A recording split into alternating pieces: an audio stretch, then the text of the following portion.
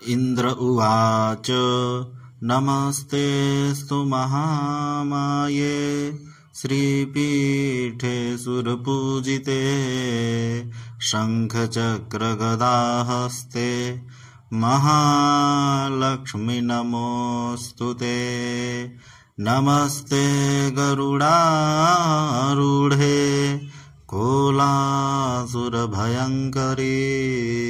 सर्वपापहरे देवी महालक्ष्मी नमोऽस्तु ते। सर्वज्ञे सर्ववरदे सर्वदुष्टभयङ्करी सर्वदुःखहरे देवी महालक्ष्मी नमोऽस्तु ते। सिद्धिबुद्धिप्रदे देवी भुक्तिमुक्तिप्रदायिनी मन्त्रपूते सदा देवी महालक्ष्मी नमोऽस्तु ते। आद्यन्तरहिते देवी आद्यशक्ति माहेश्वरी योगजे योगसम्भूते महालक्ष्मी नमोऽस्तु ते। स्थूलसूक्ष्ममहारौद्रे महाशक्ति महोदरे महापापहरे देवी महालक्ष्मी नमोऽस्तु ते।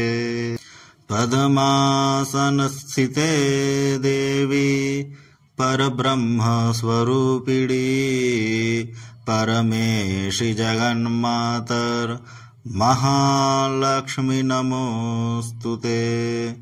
श्वेताम्बरधरे देवी नानालङ्कारभूषिते जगत्स्थिते जगन्मातर महालक्ष्मी नमोऽस्तु ते। महालक्ष्म्यष्टकं स्तोत्रं यः पठेद् भक्तिमान् नरः सर्वसिद्धिमवाप्नोति राज्यं प्राप्नोति सर्वदा। एककाले पठेन्नित्यं महापापविनाशनं द्विकालं यः पठेन्नित्यं धनधान्यसमन्वितः त्रिकालं यः पठेन्नित्यं महाशत्रुविनाशनं महालक्ष्मीर्भवेन्नित्यं प्रसन्ना वरदा शुभा महालक्ष्मीर्भवेन्नित्यं प्रसन्ना वरदा शुभा। ॐ